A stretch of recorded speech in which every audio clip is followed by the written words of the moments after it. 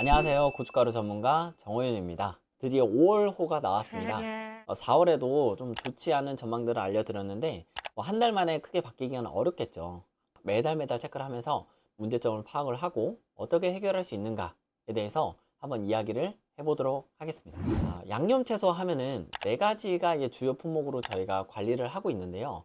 정부에서 집중적으로 관리하고 있는 4가지 품목은 양파, 마늘, 건고추, 대파, 이렇게 4종류가 대표적인 양념채소로 불리고 있습니다. 그 중에서 우리가 살펴볼 것은 건고추 농업 관측을 한번 살펴보도록 하겠습니다. 자, 첫 번째, 고추 농사 현실. 두 번째로 가격, 지금 현재 시세가 어떻게 형성되고 있는지, 앞으로 가격이 어떻게 될 것인지 한번 전망도 예측해 보도록 하겠습니다. 고추 농사를 안 짓는 이유는 노동력이 부족합니다. 그러니까 농촌에는 일단은 사람이 없고요. 사람이 없으니까 당연히 인건비가 비쌀 수밖에 없습니다. 현재 농촌에서 하루 일하게 되면 얼마 정도 받냐면은 한 15만 원을 받는다고 합니다. 보통 10만 원에서 11만 원을 주다가 현재는 15만 원을 줘도 사람을 못 구하는 형태가 지금 농촌의 현실입니다. 꽃이 핀 후 45일 정도 지나면 붉은 고추가 되거든요. 그래서 이제 7월 하순에서부터 7일이나 10일 간격으로 고추를 수확을 해요. 그러니까 고추는 이 기간에 수확을 하지 않으면 다 버려야 되는 그런 작물이 되는 거예요.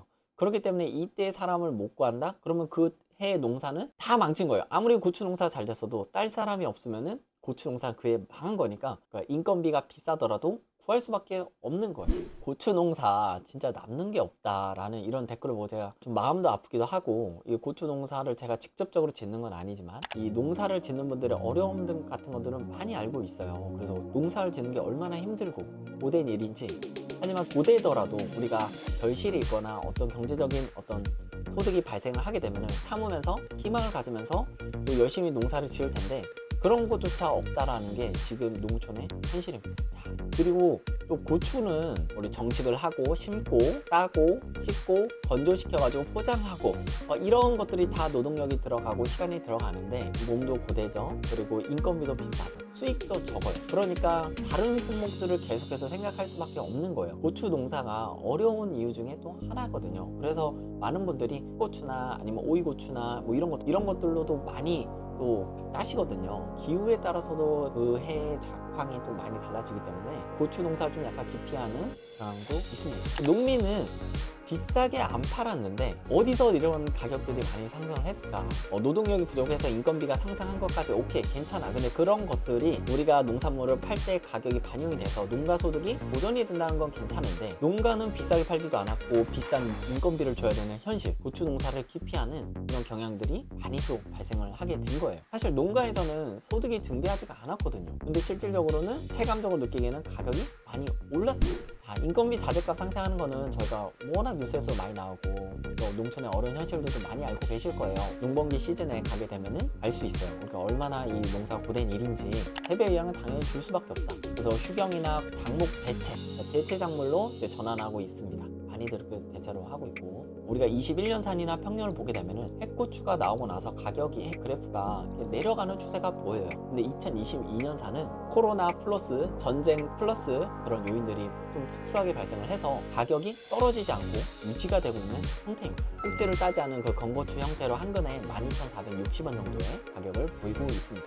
서안동 농협이라고 있는데요. 여기가 이제 고추 공판장이에요. 그러니까 전국 최대 고추 공판장이라고 보시면 됩니다. 600g에 7,580원. 이거는 이제 도매, 경매를 보거나 이럴 때 출하 가격이 있는데 여기에다가 어떤 수수료라든지 운반 비용이라든지 더 더해져서 우리한테 오는 거기 때문에 실질적으로 소비자들이 이 가격에 사는 거 쉽지 않고, 플러스 유통비 여러 수수료들 다 합쳐서 12,460원 정도 나옵니다. 왜냐면 또 가공을 또 해야 되고 보관도 해야 되고 여러 인력비, 인건비, 원자재, 유통사도 다 부담을 하니까 가격이 상승할 수밖에 없는 상황입니다. 양건이 사실 잘 없어요. 양건을 구하기가 쉽지도 않고, 양건을 찾으시는 소비자들도 요새는 잘 없고, 양건을 만들기가 힘들고 가격도 훨씬 비쌉니다. 그 중에서 고추는 주요 농산품이라 정부에서 재고를 항상 비축을 해둬요. 4월 말 현재 기준으로 한 10,000톤 정도, 한 10,000톤 정도 있는데, 이게 어느 정도냐면은 전년 대비해서는 20% 준 거고 평년에 비해서는 많지만 전년에 비해서는 한 20% 가까이, 19%가 줄었습니다. 공급량이 줄었습니다. 공급량이 한 3.5% 정도 줄었고 소비량도 뭐 한 2.3% 정도 보이고 있습니다. 2023년산은 올해 7월에서 8월에 나올 예정이니까 지금 해고추는 다 2022년산입니다. 600g 한 근 기준으로 12,700원에서 시작을 하다가